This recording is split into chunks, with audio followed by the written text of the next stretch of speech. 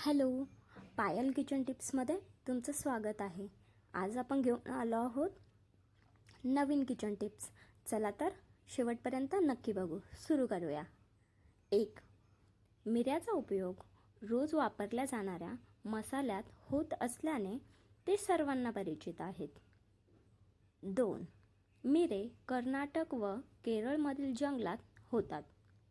सुपारीच्या वृक्षावर मिऱ्याचे तेल चढवून मिऱ्याचे उत्पन्न काढले जाते. 3. मिऱ्याचे वेल अनेक वर्षापर्यंत टिकून राहतात. कलम केल्यानंतर वेल चांगली होते. 4. काळे आणि पांढरे असे मिऱ्याचे 2 प्रकार आहेत. अर्धवट पिकलेले मिरे वाळवले की ते काळ्या रंगाचे होतात. हे काळेभोर मिरे बाजारात विकले जातात. मिरे पिकल्यानंतर त्याची टलफरे आपोआप निघून जातात व पांढरे बनतात. त्या मिऱ्यांना सफेद पांढरे मिरे म्हणतात. 5. पांढऱ्या रंगाच्या खाद्यपदार्थात व पापडामध्ये पांढरे मिरे वापरले जातात. तसेच नेत्ररोगात अंजन म्हणूनही त्याचा उपयोग केला जातो. 6.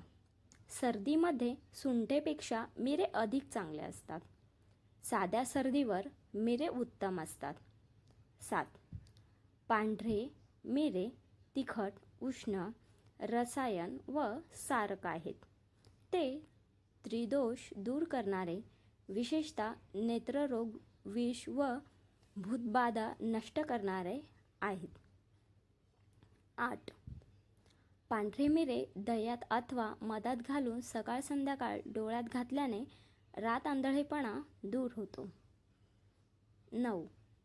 सर्दीमुळे घसा खराब असेल तर काळ्या मिरीचा काढा फायदेशीर ठरतो. 10. सर्दी झाल्यानंतर गरम दुधात काळी मिरी पूड टाकून हे दूध प्यावे. तसेच वारंवार सर्दी होत असेल, शिंका येत असतील तर एका मिरीपासून सुरुवात करून रोज 1 मिरी वाढवत न्यायची. 15 दिवसापर्यंत असे करून पुन्हा 1 मिरी पुढचे 15 दिवस कमी करत जायचे. अशा प्रकारे मिरी घेतल्यास वारंवार होणारी सर्दी 1 महिन्यात समाप्त होते. 11. घसा बसणे. काळ्या मिरीची पूड, तूप आणि साखर एकत्र करून हे चाटण घेतल्यास बंद गळा मोकळा होतो आणि आवाज देखील चांगला होतो. 8 ते 10 काळे मिरे पाण्यात उकळवून या पाण्याद्वारे गुळण्या कराव्यात. यामुळे गळ्यात झालेला संसर्ग नाहीसा होतो. 12. त्वचा रोग. काळी मिरी तुपात बारीक करून त्याचा लेप करावा. हा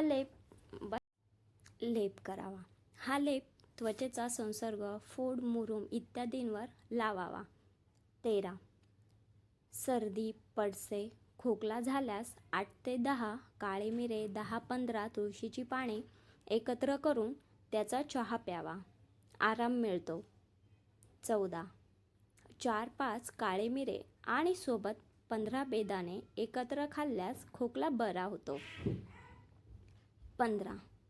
100 ग्रॅम गूळ विरघळवून त्यात 20 ग्रॅम काळ्या मिरीची पावडर मिसळावी. थोडे थंड झाल्यानंतर त्याच्या छोट्या छोट्या गोळ्या बनवाव्या. जेवल्यानंतर 2-2 गोळ्या खाल्ल्यास खोकल्यासाठी आराम मिळतो. 16. खोकला झाल्यास अर्धा चमचा काळ्या मिरीची चूर्ण आणि अर्धा चमचा मध एकत्र करून हे चाटण दिवसातून 3 ते 4 वेळा चाटावे. खोकला दूर होतो. 17. काळी मिरी दातांचे आणि हिरड्यांचे वेदना दूर करते. त्यासाठी काळ्या मिरीसोबत मीठ एकत्र करून त्याची पेस्ट बनवावी. ती पेस्ट दातांवर आणि हिरड्यांवर लावावी. वेदना कमी होतात. 18. ज्या व्यक्तींना वजन कमी करायचे आहे त्यांच्यासाठीही काळी मिरी उपयोगाची ठरते. कारण मिरीमध्ये असे काही घटक आहेत जे वजन वाढवणाऱ्या पेशी कमी करतात. 19. खोकल्यामध्ये काळी मिरी गरम दुधात मिसळून ते दूध घेतल्यास फायदा होतो. 20. कोरडा खोकला झाला असल्यास 15-20 ग्रॅम शुद्ध तूप घेऊन त्यात 4-5 काळे मिरे टाकावेत आणि ते गरम करावेत. काळी मिरी कडकडून वर येईल तेव्हा भांडे गॅसवरून खाली उतरवावे. नंतर यामध्ये 20 ग्रॅम पिठी साखर घालावी. काळी मिरी चावून खाऊन टाकावी. 1 तासानंतर काही खाऊ नये. ही क्रिया 2-3 दिवस करावी. 21. 2 चमचे दही, 1 चमचा साखर आणि 6 ग्राम काळे मिरे बारीक करून हे मिश्रण एकत्र करावे. यामुळे कोरडा खोकला आणि डांग्या खोकला दूर होतो. 22. 1 चमचा मधात 2 ते 3 काळ्या मिऱ्यावरची पूड आणि चिमूटभर हळद एकत्र करून खाल्ल्यास सर्दीमध्ये तयार होणारा कफ कमी होतो. 23. उलटी जुलाब होत असल्यास काळी मिरी, हिंग आणि कापूर प्रत्येकी 5 ग्राम घेऊन एकत्र करावे. त्याच्या छोट्या गोळ्या बनवून दर 3 तासांनी घ्याव्यात. 24. पोट बिघडल्यास अर्ध्या लिंबामध्ये मिरपूड आणि काळे मीठ भरावे. लिंबू गरम करून तो चोखावा, आराम मिळतो. 25. नाक बंद झाल्यास छोटा सुती कपड्यामध्ये दालचिनी, काळी मिरी, वेलची आणि जिरे समप्रमाणात घेऊन त्याची पोटली बांधावी आणि ती नाकाने हुंगावी. याला नाक मोकळे होते. Thank you for watching.